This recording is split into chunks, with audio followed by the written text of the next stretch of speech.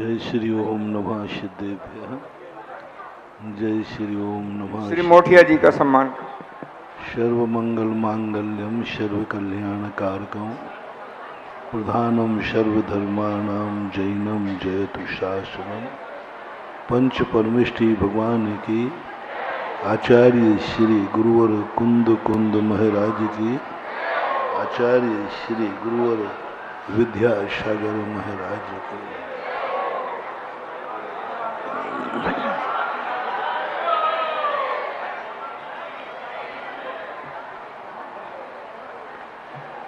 प्रकृति ने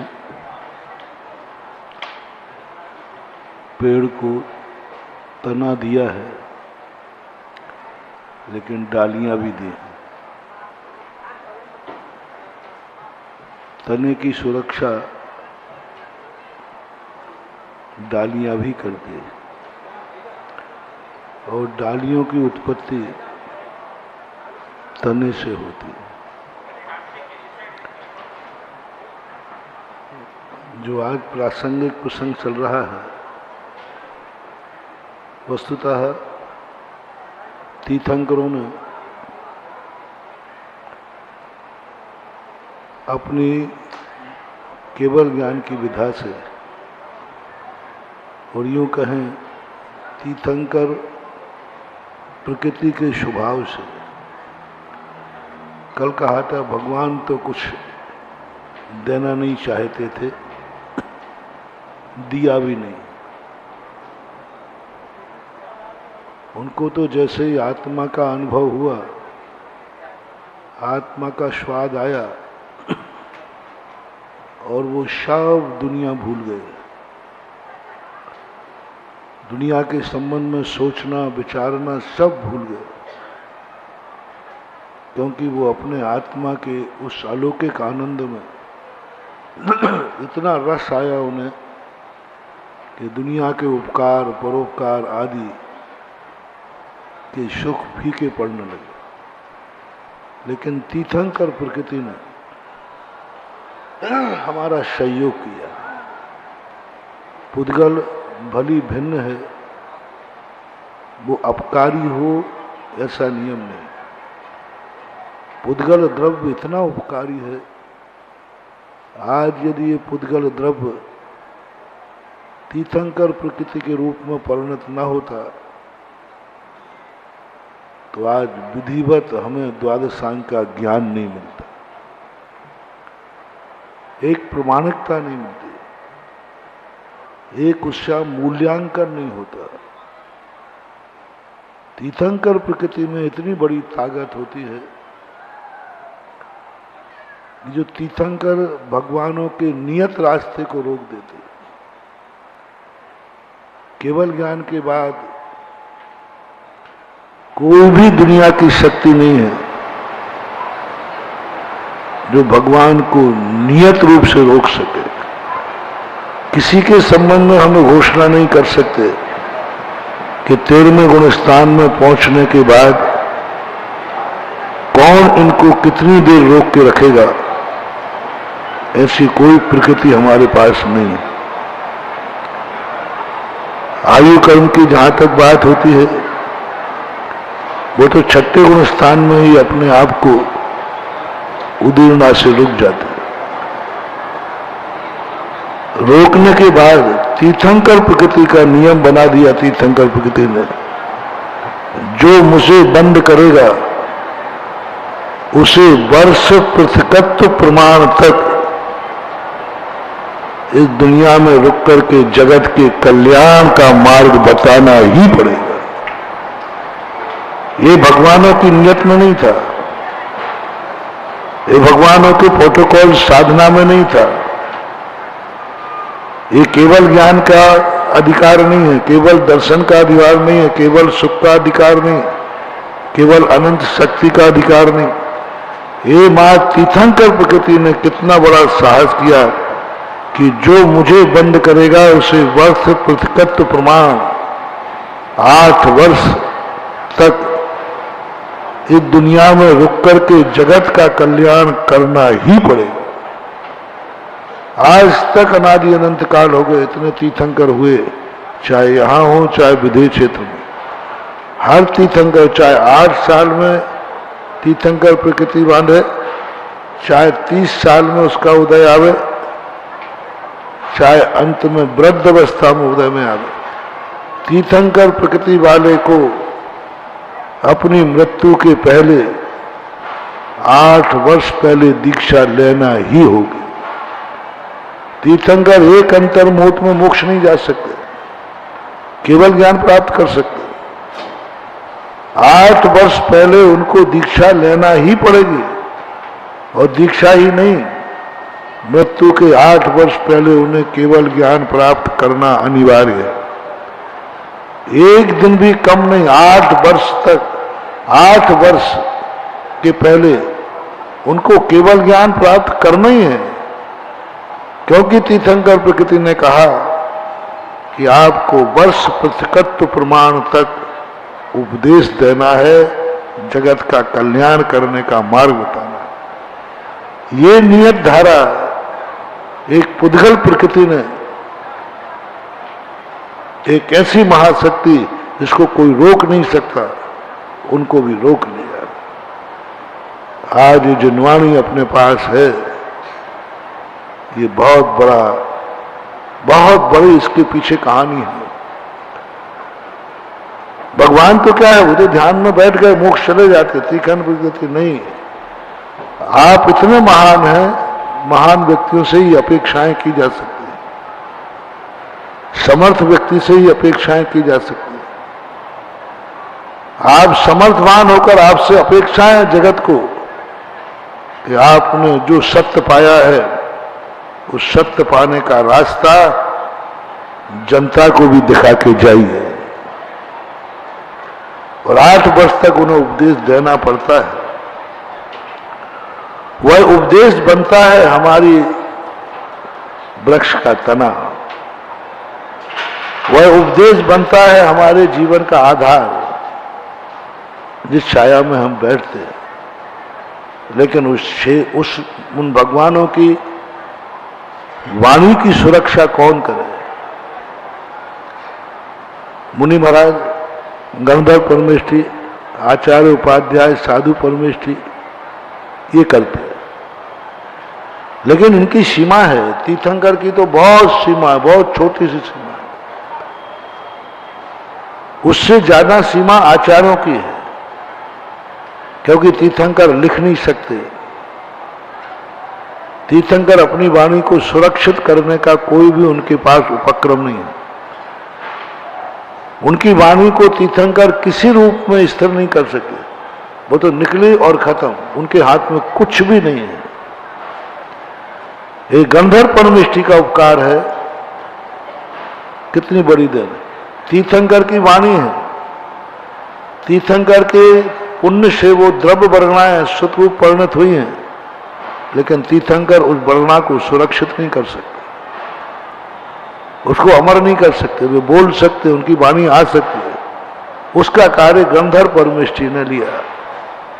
और गंधर्व परमेष्ठी को की बदौलत है जो भगवान के नहीं होते हुए भी उनकी वाणी को आज तक अपन ग्रहण कर रहे। अंत भगवान तो कह के खत्म हो गए थे, समाप्त हो गया, लेकिन गंधर्व परमेष्ठियों ने, और गंधर्व परमेष्ठियों के बाद जो उपकार हुआ है परंपरागत आचार्यों का, कुंद कुंद स्वामी आदि का, लेकिन आचार्य और मुनि महाराज लोगों की भी सीमाएं हैं। वे लिख सकते हैं, वे ताड़पत्रों पर बना दिए गए, उन्होंने कार्य किया, लेकिन उनकी उन ताड़पत्रों की सुरक्षा वो नहीं कर सकते। भगवान की वाणी को सुरक्षित कर सकते हैं, लेकिन जिसके आलम्बन लेकर सुरक्षित करते हैं, उनकी सुरक्षा करने की ताकत मुनि महाराजों में नहीं है। जिस पर लिखा जाता है, जिस यंत्र से उनको सुरक्षित किया जाता है, कुछ नहीं कर सकते। तो इन भगवानों की वाणी को गंधर्व आदि आचार्यों ने सुरक्षित किया, प्रभावमान किया, लेकिन जब इनकी वाणी को भी नष्ट करने के उपक्रम दुश्मन अपनाए। मालिक डाल डाल चलता है तो दुश्मन पात पात चलता है। हम जैसे जैसे डाल डाल चले कि चलो भगवान ने अपनी वाणी सुरक्षित नहीं, गंधर्व परमिष्टि ने सुन ली, उनके शिष्यों ने सुन ली, लेकिन सामने वाले ने उस उपक्रम को नष्ट करने की ठान ली। और उस समय ऐसी स्थितियां बन गई कि अब यदि ये जिनेंद्र भगवान की वाणी को सुरक्षित करना है तो ये मुनियों के हाथ में नहीं है। मुनियों के हाथ में जब ही तक थी जब तक मुनियों का क्षयोपशम इतना तेज था कि गुरु महाराज के द्वारा जो उपदेश दिया जाए उसको यथावत पूरी जिंदगी भर धारण करने की शक्ति थी। पूरा जैसा दिया शिष्य ने धारण कर लिया। वो भद्रबाहु स्वामी तक ही रहा। अपराजित, नंदी मृत आदि जो सुत केवली थे, इनकी इतनी क्षमता थी। कितना कंठस्थ, हम एक ग्रंथ द्रव्य संग्रह कंठस्थ करते हैं, उसी में सुनाते समय 10 बार भूल जाए। कंठस्थ करने के बाद उनके गुरु ने द्वादशांग पढ़ाया, गोवर्धन महाराज ने, वो पूरी द्वादशांग कंठस्थ हो गई। हम तो पद गिनते गिनते चकरा जाते हैं। आचार्य के इतने पद गुरु ने दिए और भद्रबाहु स्वामी ने कंठस्थ कर लिया, पूरा कंठस्थ कर लिया। कोई एक अक्षर लिखा पड़ी नहीं। गोवर्धन महाराज ने एक अक्षर लिखवाया नहीं। भद्रबाहु स्वामी ने गोवर्धन के उपदेश का कोई नोट्स नहीं बनाया, कागज पेन कलम उठाई नहीं। वो सुनाते गए, वो सुनते गए। कैसा क्षयोपशम, कैसी व्यक्ति, कैसा ज्ञान, कितना क्षयोपशम उनका कि गुरु उपदेश दे रहे हैं, उनका एक भी नोट्स नहीं बना रहे, एक भी नहीं लिख रहे, सीधा एक बार में, और एक बार में ही पढ़ाया, बार बार नहीं पढ़ाया। एक बार पूरा द्वादशांग गोवर्धन महाराज सुतकेवली ने पढ़ाया, भद्रबाहु स्वामी ने उसको यथावत कंठस्थ कर दिया। लेकिन उसके बाद की जो परंपरा थी, भद्रबाहु स्वामी ने भी अपना पूरा ज्ञान अपने शिष्य को दिया, लेकिन वो भूल गया। और भूलने की परंपरा इतनी चली धर्मसेन स्वामी तक। काश भद्रबाहु स्वामी के समय लोग चेत जाते और पूरी द्वादशांग को लिपिबद्ध कर देते तो आज कितना बड़ा काम हो जाता। उस समय उनको जानना चाहिए था कि हम भूल सकते हैं आगे, लेकिन किसी ने ध्यान नहीं दिया। जिस समय वस्तु होती है उस समय उसकी कीमत नहीं होती। उस समय महाराज ने बोला होगा, उस समय उनकी कीमत नहीं थी, बोल रहे हैं। लेकिन आज जब तत्वों में जब अपन चूकते हैं तो हमारे पास द्वादशांग का पूरा ज्ञान नहीं। वो तो जो मैंने एक दिन कहा था, पूज्य धर्मसेन स्वामी महाराज से, और धर्मसेन स्वामी महाराज से ज्यादा परम उपकारी पुष्पदंत भूतबली थे। गुरु ने उपदेश दिया था, पुष्पदंत महाराज जिन पालित को दीक्षा देकर उसको उपदेश दे देते, बात खत्म हो जाती। लेकिन उन्होंने कहा नहीं, लिपिबद्ध किया, लिखा उन्होंने, और लिखने के बाद जो आज हमारे पास आया, लेकिन जिस पर लिखा उसको भी दुश्मन ने नष्ट करने की स्थिति बना दी, और मुनिराज उसकी सुरक्षा करने में समर्थ नहीं हुए। उसके समर्थ के लिए 2 लोग सामने आए। मुनियों ने अपनी रक्षा के लिए नहीं, अपने जीवन की रक्षा के लिए नहीं, जिनवानी पद की रक्षा के लिए मुनि पद छोड़कर रक्षा करने के लिए खड़े हो गए। मुनि पद छोड़कर, यानी जिनवानी की रक्षा मुनि पद से भी ज्यादा श्रेष्ठ थी। सारे मुनिराज समाधि ले लेते, क्या बात हो गई, क्षमता थी, लेकिन मुनि पद नहीं छोड़ना चाहिए था, लगोट नहीं लगाना चाहिए थे। राजा कत्लेआम करेगा तो करेगा। चौथे काल में 500 मुनियों को घानी में पेला गया कि नहीं? कितने राजाओं ने इसी पृथ्वी के ऊपर 10वीं शताब्दी में कितने मुनियों का दक्षिण भारत में संहार हुआ। खंडेला के अंदर हजारों मुनियों का संहार हुआ 10वीं शताब्दी में, लेकिन मुनिपद नहीं छोड़ा। संहार कर दूं मैं मुनिपद के साथ समाधि ले लूंगा, समाधि ले लेते। लेकिन जब दो बातें सामने आई, एक धर्म की रक्षा करना और एक धर्म के आयतन की रक्षा करना। धर्म की रक्षा करना और धर्म के आयतन में दो में से जब एक की रक्षा करने का मौका आए तो धर्म के आयतन की रक्षा करो, धर्म की। बहुत बड़ी बात है मानो।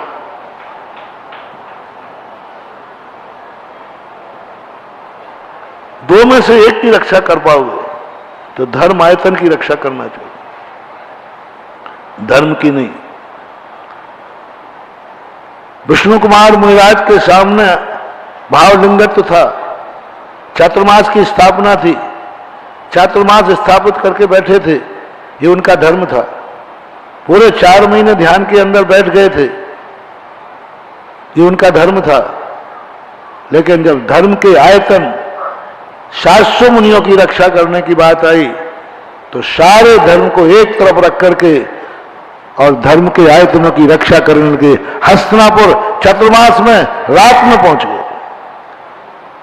धर्म के सब धर्म को एक तरफ रख दिया। नियम थे हम रात में क्या, वो तो दिन में ही नहीं चलते थे, रात में चल गए। क्यों? धर्म को छोड़कर धर्मायतन की रक्षा। हाँ, क्योंकि धर्म को छोड़ेंगे तो धर्म पुनः प्रकट हो सकता है, लेकिन धर्म का आयतन नष्ट हो गया तो फिर धर्म कभी उत्पन्न नहीं हो सकता। और यही उस समय किया, उस समय भी यही स्थिति बनी लगभग 10वीं से 12वीं शताब्दी के बीच। या तो मुनिराज धर्म की रक्षा करें या धर्म के आयतन की रक्षा करें। कई मुनिराजों ने धर्म की रक्षा करके समाधि लेकर स्वर्ग सुधार कर, लेकिन कई मुनियों ने निर्णय लिया कि नहीं, हम मुनि धर्म छोड़ सकते हैं, लेकिन इस मुनि धर्म को चलाने वाली जिनवानी है, इसकी जिनवानी की रक्षा के लिए हम मुनि पद दांव पे लगा दिया। क्या समझ रहे हो जिनवानी को? क्या जो तुम आज शास्त्र पढ़ रहे हो इसमें मुनि महाराजों ने अपने मुनि पद को दांव पर लगाया, मुनि पद की बलि चढ़ा दी, मुनि पद की बलि चढ़ा करके लंगोट अंगीकार कर दी। भट्टारक कोई परंपरा नहीं है, भट्टारक की शास्त्रों में जैन आगम में कोई परंपरा नहीं है, आर्ष परंपरा ही परंपरा थी।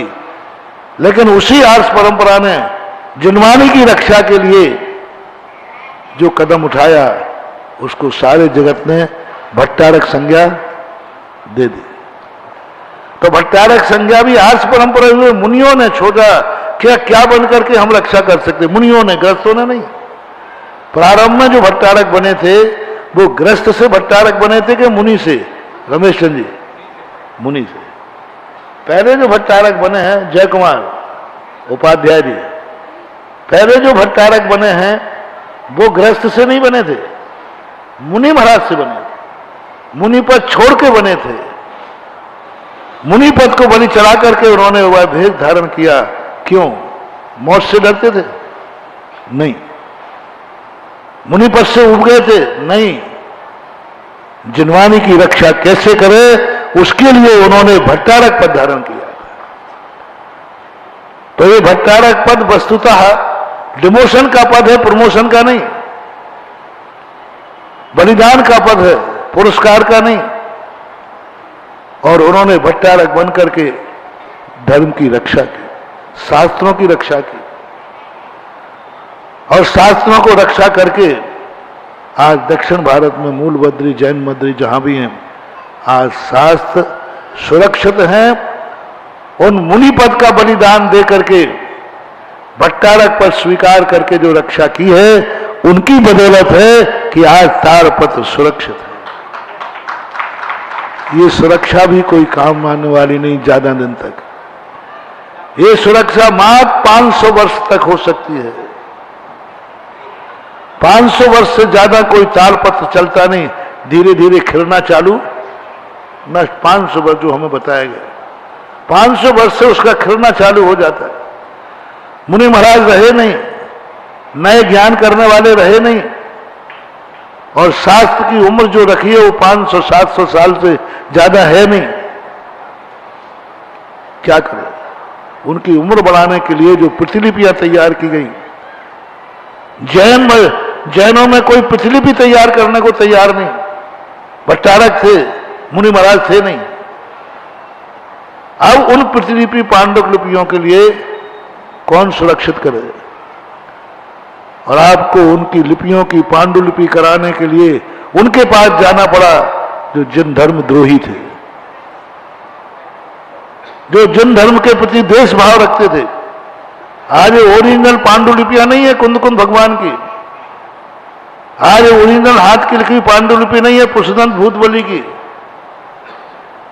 ये ओरिजिनल पांडुलिपियां नहीं है जो आज तालपत्र पर हैं पूज्यवर समंत भद्र महाराज की।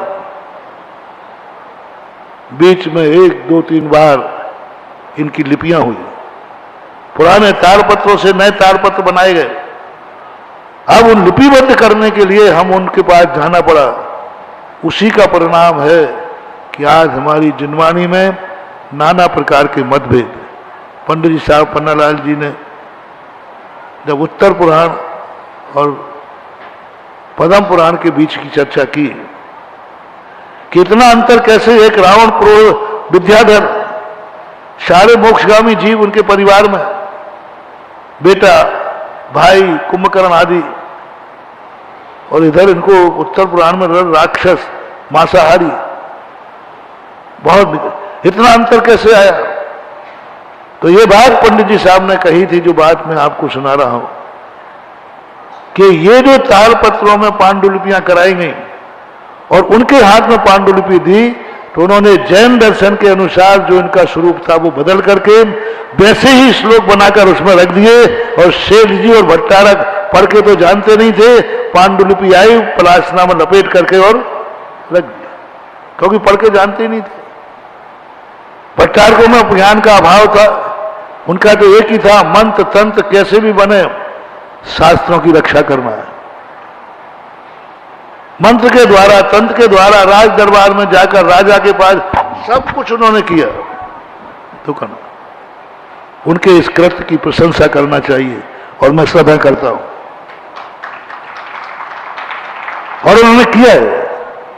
लेकिन जो पढ़ाई के अभाव में, ज्ञान के अभाव में, जो बात मैं आज विद्युत परिषद के सम्मेलन में रखना चाहता हूं, ज्ञान का अभाव, स्वाध्याय के अभाव के कारण जिन्होंने पांडुलिपियों में जो छेपक किए, सुधार किए, उसको हम नहीं पकड़ पाए, नहीं जान पाए और रख दिया। सैकड़ों साल के बाद जब वो बाहर आए, अब किसकी हिम्मत है उसमें सुधारने की? तो बहुतायत जो हमारे शास्त्रों में मतभेद मिलता है, वो प्रतिलिपि पांडुलिपियों की कराने के कारण से हुआ। लेकिन उसकी सुरक्षा के लिए भी जब ज्ञान की बात आई, सबसे पहला ज्ञान 1212वीं शताब्दी में पंडित आसादर जी हुए। उसके पहले विद्वान रहे होंगे, लेकिन विद्वानों के कोई आगम पुनीत अनुयोगकृत ग्रंथ नहीं है। धनंजय कवि की नाममाला के संबंध में चर्चा आती है 7वीं शताब्दी में, लेकिन जिनवानी के ऊपर सबसे पहले किसी विद्वान ने कलम चलाई तो पंडित आसादर जी थे, जिन्हें सागार, अंगार, धर्मामृत आदि किए। उसके पहले का कोई दक्षिण भारत आदि में कोई हुआ हो तो मेरे ज्ञान में नहीं है। सबसे पहले 12वीं शताब्दी का जो सागार, अंगार, धर्मामृत जो उन्होंने संस्कृत में लिखे, तब क्यों लिखना पड़ा उनको? इसलिए कि अब मुनि महाराज है नहीं, भट्टारकों को ज्ञान का उतना है नहीं, तो विद्वानों ने इसको कलम को संभाला और उसके बाद विद्वानों ने उनको पढ़ा, समझा, स्वाध्याय किया और स्वाध्याय करके आगे बढ़ाया। यदि वो ग्रंथ आज नहीं पढ़े जाते तो दीमक खा जाते। स्वाध्याय नहीं किया जाता तो दीमक खा जाते, क्योंकि हम रखे रखे उनकी पूजा तो करते रहते, लेकिन उसके अंदर जो ज्ञान जिसके लिए आचार्यों ने लिखा था वो लक्ष्य पूरा नहीं होता। मात्र एक दीमकों का पेट जरूर भर जाता कि उनको अच्छी तरह खाने मिल जाता। तो ये कार्य के लिए मैं विद्वानों को बहुत बड़ी दाद देता हूं कि मुनि महाराजों के द्वारा जो सिद्धांत थे, भगवान महावीर के सिद्धांत थे, उनको स्वाध्याय करने का बीड़ा विद्वानों ने उठाया। स्वाध्याय करने का बीड़ा हम लोग तो शास्त्र रख भी नहीं सकते थे ही नहीं मुनिराज। मुनिराजों के ग्रंथों को पढ़ने का जो बीड़ा हुआ, पढ़ने का जो संस्कार दिया, पढ़ने का जो ललक लगाई गई, वो ललक लगाई गई विद्वानों के द्वारा। साधु संतों में स्वाध्याय की परंपरा का उल्लेख हमने कहीं पाया नहीं प्रारंभ में, अब तो है। पहले मात्र गुरु का उपदेश होता था, वही उनका स्वाध्याय था। कोई शास्त्रों के द्वारा स्वाध्याय होते हो, ऐसा कोई स्वाध्याय का जो क्रम बना है वो विद्वानों से बना, गृहस्थों से बना, और जो तात्कालिक राजा महाराजा थे उनके संरक्षण पाकर के बना। और उस स्वाध्याय का परिणाम है, गृहस्थों के स्वाध्याय का परिणाम है कि जिनवाणी आज तक मंदिरों के सभा की गद्दी पर और दुनिया में जीवित है। स्वाध्याय का परिणाम। और वही स्वाध्याय बढ़ते बढ़ते बढ़ते बहुत सारे फिर भट्टारक लोग भी विद्वान हुए। प्रारंभ के भट्टारक की बात नहीं कर रहा हूं, बाद में भट्टारकों ने बहुत काम किया।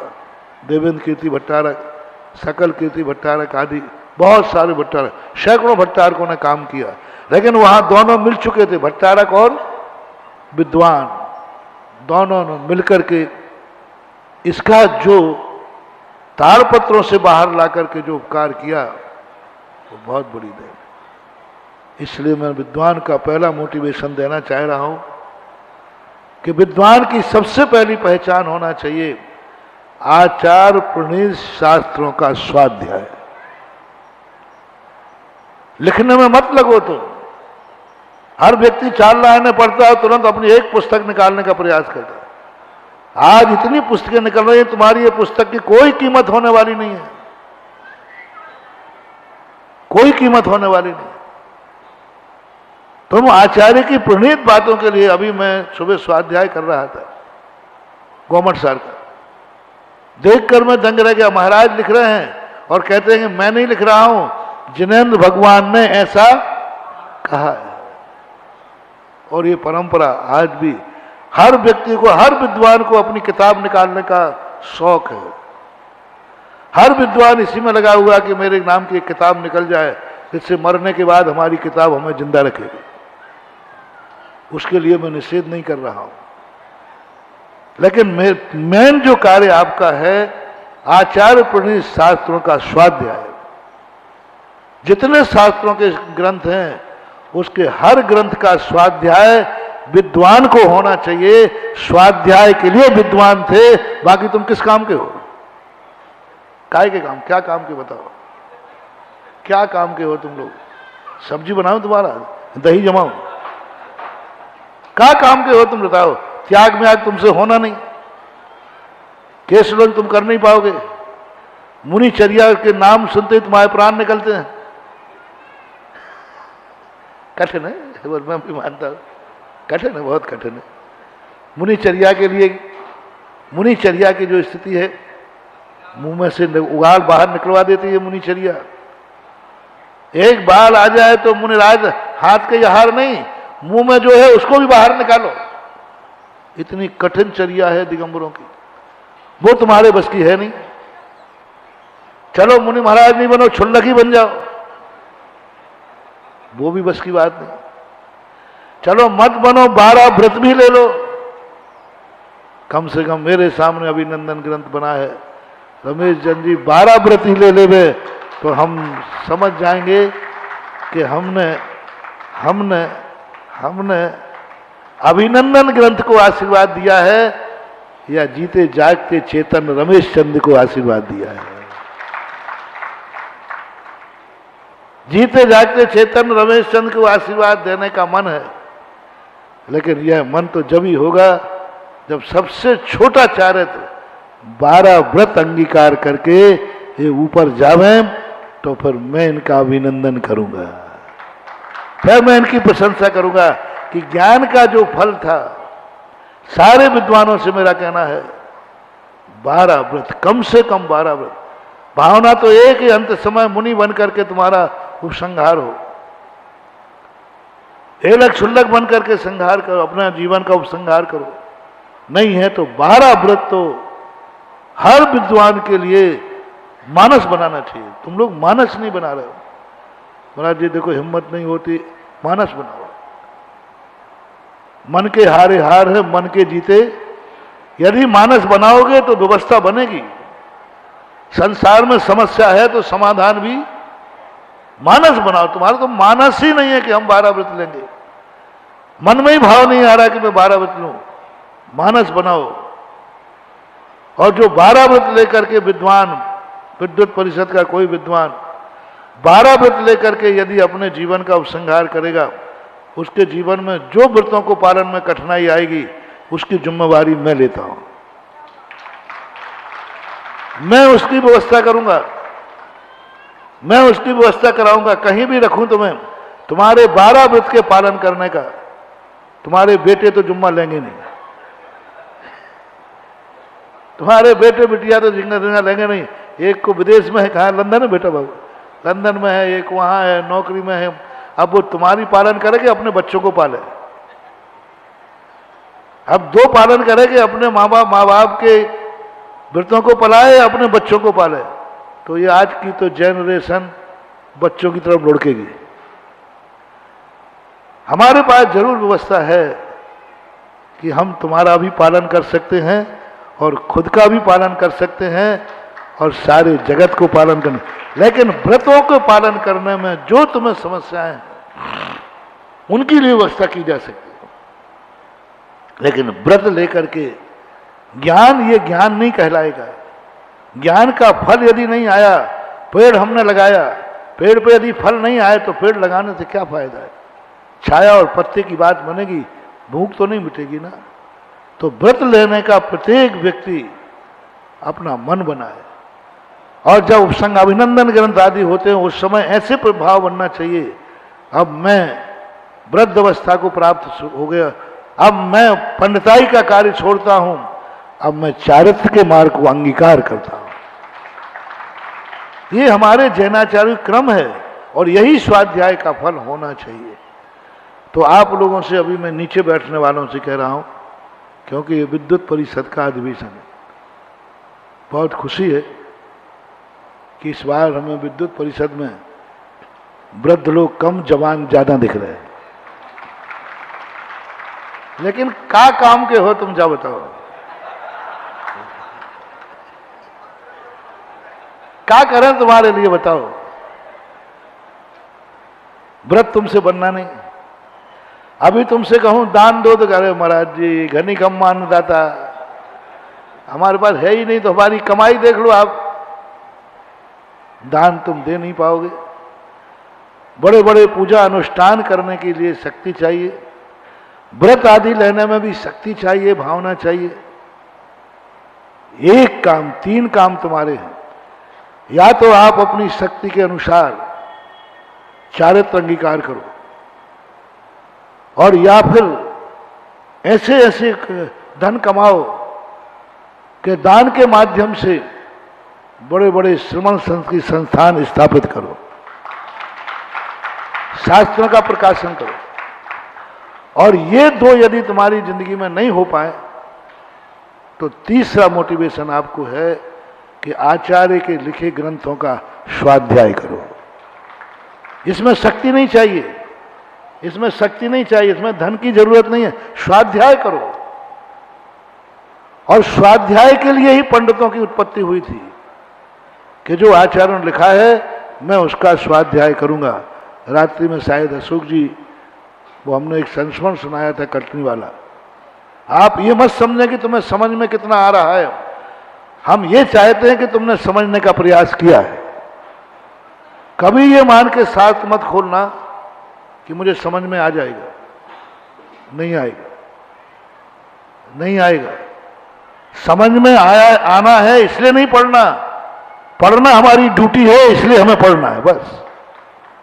जितनी हमारा क्षोभसम होगा, मैं बड़े बड़े कठिन कठिन ग्रंथों को विस्तार देता हूं।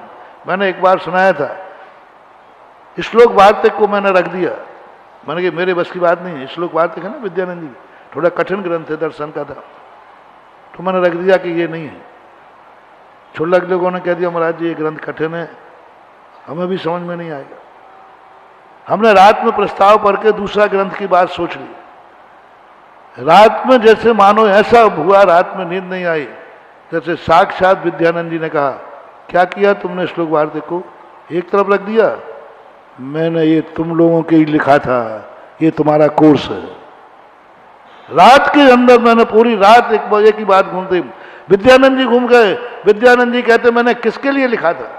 मैंने अपने लिए, उनके लिए लिखने की जरूरत, मैंने आप मुनियों के लिए लिखा था।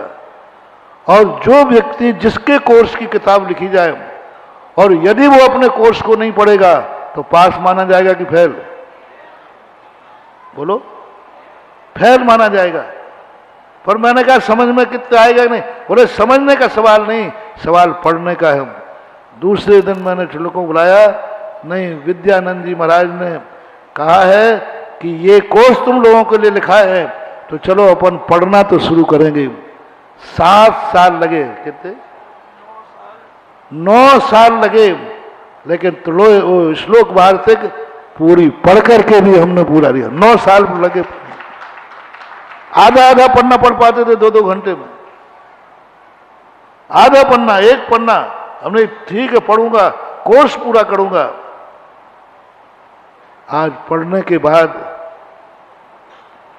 पूज्यवर विद्यानंद जी महाराज की आज्ञा का पालन भी हो गया, उनकी मेहनत का सम्मान भी हो गया, और कुछ नहीं मिला है सो बात नहीं है, समझ में भी आया है, आता है। आप ये मान के कतई ग्रंथ मत पढ़ो। आप तो एक नियम बना लो, जितने आचार्य परंत ग्रंथ हैं, विद्युत परिषद के हर विद्वान को शुरू से लेकर आखिरी तक उसके पन्ने पलटना है, अपनी आंखों से प्रत्येक अक्षर देखना है और अपने मुंह से उसका उच्चारण करना है। बस इतना ही, तुम्हें समझदार नहीं बना। नियम बनाओ, नियम, नियम के जो जो आचार्य प्रणीत ग्रंथ हैं उनको हम एक बार पढ़ेंगे, बस पढ़ेंगे बस। ये यदि तुमने कर लिया तो आप विद्वानों की संस्थापना जिसके लिए हुई थी वो सफल होगी। रही बात परिषद की, तो शास्त्रों के अनुसार, इतिहास के अनुसार विद्युत परिषद का जो पहला सम्मेलन 1664 में आगरा में हुआ था, पहला सम्मेलन, उसके पहले का हमें इतिहास मिलता नहीं, हुए होंगे। 1664 में इसी आगरा के अंदर ताजमहल के बाद मंदिर है, उनकी अध्यक्षता में पूरे उत्तर भारत के समस्त विद्वानों ने पहली मीटिंग की थी। और उस मीटिंग के बाद उन्होंने कहा था विद्वानों का भी एक संगठन होना जरूरी है। और वो भी संगठन के लिए किस लिए किया था? जो धर्म के अंदर जो क्रियाकलापों में शिथिलाचार आ रहा था, उन्मार्ग आ रहा था, उनको रोकने के लिए 1664 में इसी आगरा में विद्वानों का एक ग्रुप, एक मीटिंग हुई थी, उसमें संगठन बनाने की बात आई थी। तो लगभग 400 साल मान लें, लगभग तब से ये विद्वानों का संगठन चल रहा है। नाम बदलते रहे, नाम नए रखते रहे, चाहे महासंघ रख दो, चाहे विद्युत परिषद रख दो, शास्त्री परिषद रख दो, कुछ भी रख दो, लेकिन मूल उद्देश्य क्या था वर्णी जी का? मूल उद्देश्य क्या था वर्णी जी का? वह उद्देश्य आप खुद पता करें कि उनका उद्देश्य क्या था। ज्ञान अर्जन, उनका उद्देश्य था कि तुम पढ़ो, तुम स्वाध्याय करो, तुम शास्त्रों का अध्ययन करो, उसके लिए था। आज परिषद एक संस्था बन के रह गई है, आज परिषद एक ग्रुप बन के रह गया है। परिषद आज एक नाम है कि मैं विद्युत परिषद का हूं, लेकिन क्या आप अपने आप को अपनी दृष्टि में विद्वान मानते हैं? दूसरे की में नहीं, दूसरे की दृष्टि में नहीं, अपने अंदर के हमारी आत्मा बोलती है कि हम वास्तविक विद्वान हैं। और वो विद्वान बनने के लिए जो वर्णी जी का भाव था, उन्होंने प्रयास किया था। आज वर्णी ने जो मेहनत की थी, उनके स्कूलों को किसने बंद किया? किसने बंद कराया स्कूलों को? किसने बंद कराया? विद्वान लोग बुरा ना माने तो आपकी कृतज्ञता ने। हमारे सब थोड़े बुरे तो लगते हैं। विद्वानों की कृतज्ञता ने विद्वानों ने स्कूलों को बंद किया है। यदि ये विद्यालयों के प्रति कृतज्ञ बने रहते तो आज एक भी विद्यालय बंद नहीं होता। यूजन थ्रू आपने पढ़े, निकल गए, उसके बाद खबर ली, उसके बाद सोचा ये तुम्हारी कमी, तुम्हारी कृतज्ञता को मैंने पकड़ा और मैंने संस्थान के विद्वानों को एक बार कहा, यदि पढ़ने के बाद यदि तुमने संस्थान को मुड़ के नहीं देखा तो ये ज्ञान तुम्हारे लिए अभिशाप बनेगा, वैष्णव दर्शन के कर्ण के समान। वैष्णव दर्शन में कर्ण के संबंध में आता है कि उन्होंने अध्ययन किसी प्रकार कर लिया, बाद में उनके गुरु ने अभिशाप दिया, जाओ ये ज्ञान तुम्हारे जब काम में चाहिए तब काम में नहीं आएगा। वो बहुत इसी प्रकार मैंने संस्थान को कहा कि संस्थान को मैं जीवित नहीं रखूंगा, मैं संस्थान की तरफ नहीं देखूंगा। मेरा संस्थान विषय धर्म ध्यान है, संस्था विषय नहीं। इसको आपको मैं 5 साल आपकी खुराक देता हूं, 5 साल आपकी रक्षा करता हूं, 5 साल आपके लिए जो मुझे करना पड़े वो मैं करूंगा, जो मुझे करना पड़े करूंगा। 5 साल के बाद ये संस्था उसको जीवित रखना है जो इस संस्था में पढ़ेगा, इस संस्था में पढ़ेगा। और पढ़ने के बाद जो इस संस्था की तरफ नहीं देखेगा, उसका ज्ञान उसकी जिंदगी में कभी काम नहीं आएगा, वो जिंदगी को कभी अहितकारी और होगा। आज संस्था ना समाज चला रही है ना मैं चला रहा हूं। संस्था में पढ़ने वाले जो स्नातक निकले हैं वो आज संस्था को चला रहे हैं। संस्था का 5 करोड़ रुपया साल का खर्च है। कितना? 5 से ऊपर ही होगा, वो तो हमें मोटा मोटा मालूम है, वो तो ज्यादा। कौन चला रहा है? कौन दाता दे रहा है? कौन शेर दे रहा है? कौन महाराज जी अपने कमंडल में से निकाल के दे रहे हैं? इनको सिखाया कि कृतज्ञ बनो, कृतज्ञ बने रहना। और आज ये बच्चे 5-5, 10-10 साल निकले हुए हो रहे हैं। आज जो प्रवचन करने जाते हैं 25-30, 40-40, 50-50 लाख रुपया संस्था के लिए ला रहे हैं। अभी आपके सामने घोषणा की है। कैसे बंद हो जाएगा संस्थान? कैसे बंद हो जाएगा बरुआ सागर? कैसे बंद हो जाएगा साडूमल? कैसे बंद हो जाएगा? आज नाम गिना गिना करके हर बार का अधिवेशन पूरा कर लेते हो। वर्णी जी ने ये किया, वर्णी जी ने ये किया। शाहबाद महाविद्यालय कितने नाम रात में गिना रहे थे, बहुत सारे गिना गिना करके वो सब धराशायी हो गए। सांप निकल गया, रकील को पीटते रहो। वो कहते ना सांप निकल जाए रकील को, अपन भी रकील को पीटते जा रहे हैं। महानुभाव, मेरा नेचर नहीं है। सांप निकल गया तो हम रकील को नहीं पीटेंगे। जब भी मैं जिस संस्था में जाता हूं, किसी संस्था को धरोहर को नष्ट होते देखता हूं, मेरा तो आत्मा बहुत हो जाती। कितनी मेहनत करके वो संस्था बनी होगी, उस मेहनत को जब देखता हूं तो मैं तो उस संस्था को जीवित करने का भाव। बरुआ सागर आप लोगों ने देखा। मैं तो आज आप लोगों को कहना चाहता था, क्यों हुआ? बरुआ सागर से निकलने वाला विद्वान एक ही बात लगा था, हम जब भी प्रवचनों में जाएंगे और एक दिन दान के लिए बोलेंगे और बरुआ सागर के लिए दान लेके आएंगे, आज वो संस्था बंद नहीं होती। आज इन विद्वानों से ज्यादा विद्वान तुम प्रभावकारी हो। हमारे स्नातक के जो विद्वान हैं, इनको अभी ज्यादा ज्ञान नहीं है, ठोस ज्ञान नहीं है, आगम ज्ञान नहीं है, अनुयोग का ज्ञान नहीं है, सिद्धांतों का ज्ञान नहीं है। ज्ञानहीन है ये नहीं कह रहा हूं मैं, ये नहीं, लेकिन तुम्हारे जैसा ज्ञान नहीं है, ये ऊपर बैठे इन जैसा ज्ञान नहीं है। तुम्हारे बोलने पर यदि ये जब बच्चे जा रहे हैं प्रवचन के लिए 50-50 लाख रुपया ला रहे हैं एक एक स्थान से, इतना पैसा ला करके संस्थान को सौंप रहे हैं, संस्थान को सौंप रहे हैं निस्वार्थ। क्या आप लोगों की आवाज में दम नहीं थी? क्या आप लोगों की आवाज में दम नहीं थी? आप लोगों ने कब आवाज उठाई कि जिस संस्था ने मुझे विद्वान बनाया है, जिस संस्थान ने हमें विद्वान बनाया है उस संस्थान को हम जीते जी मरने नहीं देंगे, हम जीवित रखेंगे। और आपकी आवाज उठती, मेरा विश्वास है जनता आपको योगदान देती। और आज सारे विद्यालय वर्णी जी के मात्र अर्थ के कारण से नाश हुए, कुछ भी नहीं है, अर्थ की व्यवस्थाओं के कारण नाश हुए। हम देख के आए बरुआ सागर, जिस बरुआ सागर में तुम लोगों ने पढ़ा है हम उसमें बकरियां भी नहीं रखेंगे। और तुम लोग विद्वान, जब जय कुमार ने अपना कमरा बताया, मैंने कहा इसमें कमरा देख करके मैं दंग रह गया। मैंने कि भाई श्वास कहां से लेते थे, और 6 लोग रहते थे, ऐसी कठिनाइयों में तुमने पढ़ा। और तुम लोगों के कहने के बाद जो मेरे मन में वहां उद्गार भाव हुए, मैंने कहा नहीं, ये जीवित होना चाहिए। मैं तो आप लोगों से सबसे कहना चाहूंगा, जिस जिस संस्था ने आपके ऊपर उपकार किया है उस संस्था को अपने जिंदगी में जीवित करने का मिशन बना लो, मिशन बना लो। तुम्हें कुछ नहीं करना है, जनता के सामने आप उसकी महिमा गाओ, उसकी उपयोगिता रखो। जनता खुद अपने आप में उस संस्था को उठाने के लिए देगी। जितनी संस्थाओं के पास गए सबसे बात कहो कि भाई कमरे थोड़े अच्छे कर लो, बड़ा पैसा नहीं है, विद्यालय नया बना लो, बोले पैसा नहीं है।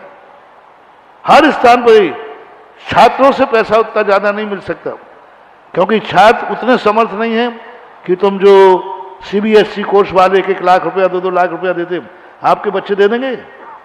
शास्त्रीय आचार्य बट नहीं मिल सकता, है ही नहीं, उनके परिवार में पैसा नहीं है। लेकिन जनता से हम पैसा लगा नहीं सकते, लेकिन विद्वान की वो कला है, वो पैसा लगवा सकता है। विद्वान दान दे नहीं सकता, ये पक्का है, कृत नहीं कर सकता, लेकिन कार्य तो करवा सकता है। लेकिन मैंने तो संस्थान के विद्वानों से कहा है, और शुरू हो भी गया है, एक दिन वो आएगा सारे विद्वान संस्थान के अमीर होंगे, इतने अमीर होंगे कि वो स्वयं खाएंगे और दूसरे को भी दान देने की बात आएगी। और देना शुरू कर दिया, लाखों लाखों रुपया दान आज संस्थान को, संस्थान के पढ़ने वाले बच्चे अपनी कमाई में से दे रहे हैं, कमा करके लाके दे रहे हैं। 1-1 लाख रुपए की शांति धारा कर रहे हैं संस्थान के बच्चे। मैंने कहा भैया पैसा कहां से आ रहा है? तो कहे महाराज जी आप पूछे मत, आ रहा है। लेकिन मन को ठान लिया कि हमें संस्थान जीवित। तो जो मैंने रात में सुना, इन संस्थाओं को गिनने की अपेक्षा एक एक संस्थान को आप लोग उसकी यशो गाथा गाओ, उसकी दुर्दशा की गाथा गाओ। जब भी आप प्रवचन करने जाएं नियम बना लो, जहां भी हम प्रवचन बोलेंगे आपने जिस विद्यालय में पढ़े हो उस पर 10 मिनट जरूर बोलोगे। नियम बना लो, कहीं भी खड़े हो जाना। 2 मिनट बरुआ सागर से पढ़े हैं तो हम बरुआ सागर का नाम जरूर लेंगे। जैसे हमने अभी 25वीं जयंती पे कहा था ना, तो हम कभी भी माइक पे खड़े होना, श्रीमंत संस्कृति वर्ष हो, रजत जन्म जयवंत, आपको अपने संस्थान का नाम लेना है बस, और उसकी दुर्दशा बस बता सको कि देखो आज जो मैं तुम्हारे सामने खड़ा हूं, आज जो प्रवचन दे रहा हूं, आज जो तुम्हारे लिए ज्ञान का कर रहा हूं, मालूम इस पर मेरी किस संस्था का उपकार है, उस संस्था का।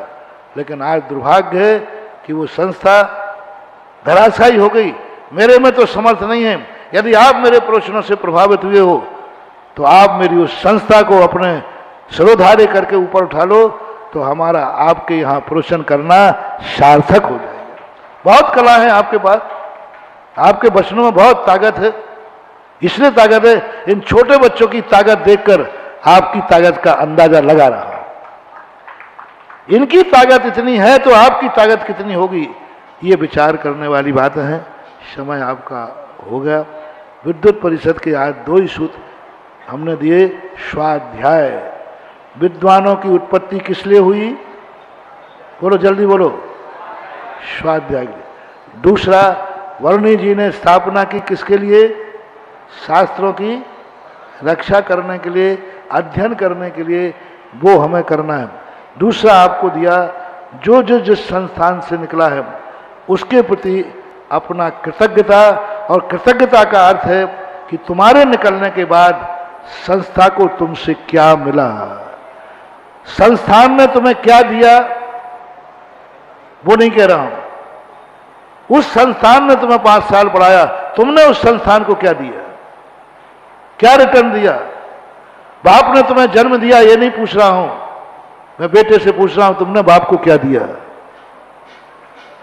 क्या दिया, ये प्रश्न है। आज हर व्यक्ति अगर मेरे बाप ने ये दिया, मेरे बाप ने ये किया, मैं ये नहीं पूछ रहा हूं मूर्ख, मैं ये पूछ रहा हूं कि तूने बाप को क्या दिया, ये बता दे मुझे ऐसा,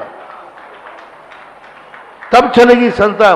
नहीं तो बाप के गुणानुवाद कर करके बेटा बहुत चालू होता है, बेटा बहुत चालाक होता है, पापा आपके धन है, फाइन लगे, पैर पड़ लेगा, बहुत प्रशंसा कर लेगा, कुछ नहीं होने वाला।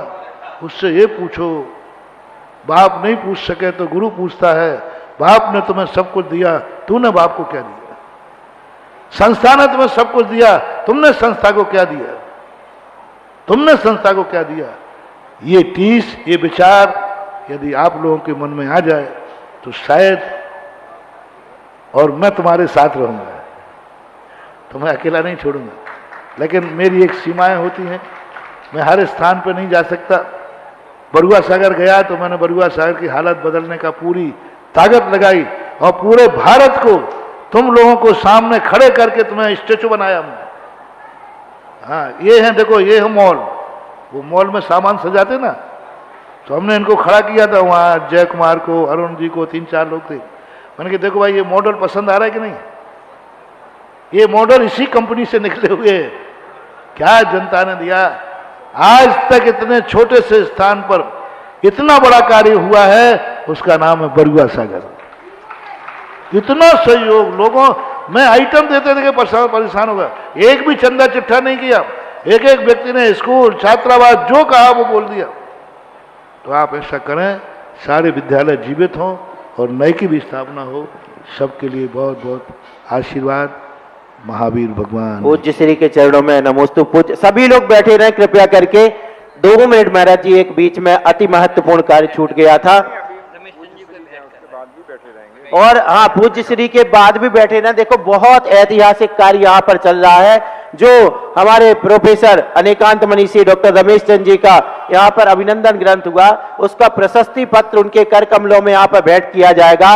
उसके लिए मैं सादर आमंत्रित कर रहा हूँ डॉक्टर जय कुमार जी जैन, संपादक अभिनंदन ग्रंथ, श्रेष्ठी श्री प्रदीप जी PNC आगरा, प्रोफेसर अशोक कुमार जी जैन अध्यक्ष परिषद के, श्रेष्ठी श्री ज्ञानंद कुमार जी गदिया सूरत, प्रोफेसर विजय कुमार जी जैन महामंत्री, प्राचार्य अरुण कुमार जी जैन निदेशक संगोष्ठी, आप सब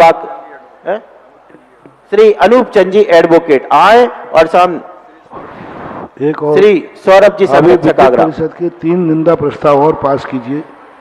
एक जो अभी शिखर जी के ऊपर रूप भी बन रहा है, लिख लिया, और एक और बताया था खजुराहो के संबंध में वो प्रस्ताव, और एक जो गिरनार के संबंध में जो सरकार ने अभी गिरनार के नाम से डोनेशन न देकर दूसरे नाम से दिया है, तो प्राचीन नाम को क्यों हटाया गया।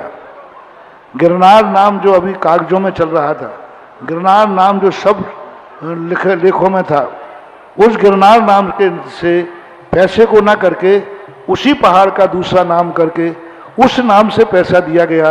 ये गवर्नमेंट की बहुत चालसाजी है, इसका भी निंदा प्रस्ताव करके और इसको सारी दुनिया को बताना चाहिए। महाराज जी समय नहीं था, हम लोगों ने रात में मीटिंग हुई थी, प्रस्ताव बनाए हुए हैं, अब दोपहर में जिज्ञासा समाधान में प्रस्तुत कर देंगे।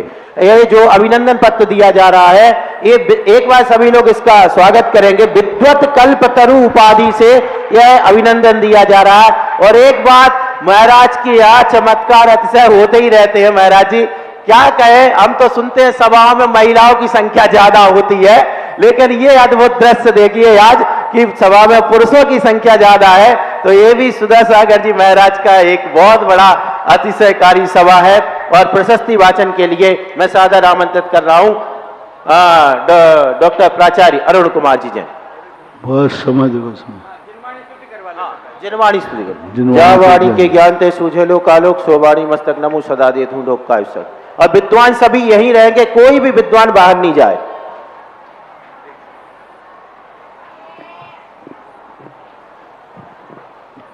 हमारे